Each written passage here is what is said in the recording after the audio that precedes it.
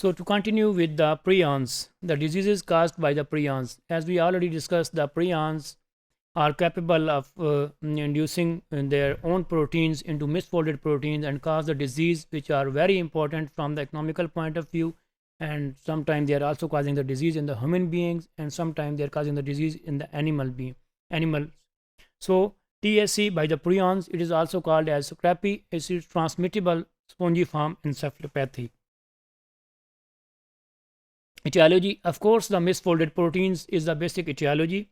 Neurodegenerative disease caused by the prions, replicate by converting of the normal proteins into the misfolded proteins. We already see it, and the misfolded proteins are capable of causing the disease in the sheep.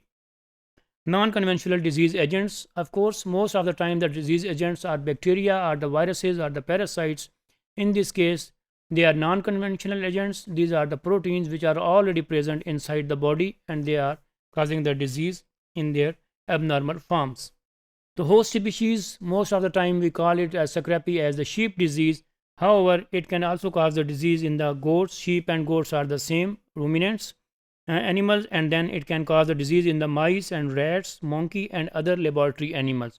So this is very important phenomena that the scrapie, the prions, it can cause the disease in the rats and mice and the laboratory animals, because before having the experiments or before investigations we do in the large animals, which is very expensive, or maybe the human beings or the other primates, we can see it's the normal and natural host, which can be the rats and mice or the laboratory animals, and we can see its different effects caused by it.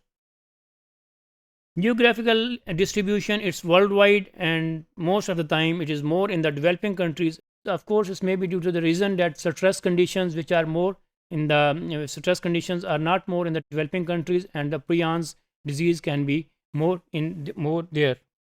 And then the transmission, it is well understood in the sheep, because of course the disease is well understood in the sheep.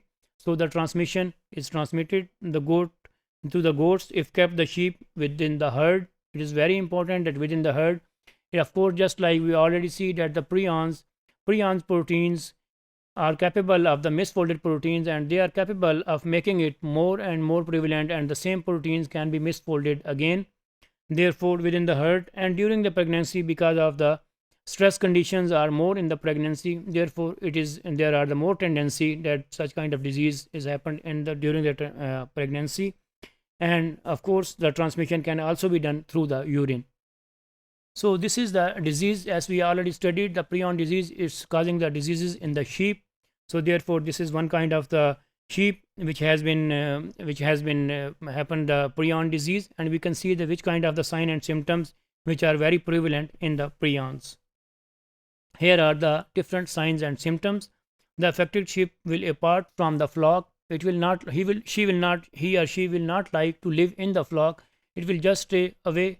And of course, degenerative changes of the brain, which are cause the trembling or the convulsions. All of these things are the signs of the brain damage. Scraping body with the wall, just like we see in the last slide, the scraping from the body with the wall. And the drink small quantities of the water, often does not like the water more, and it will just drink small water, and the blindness can also occur.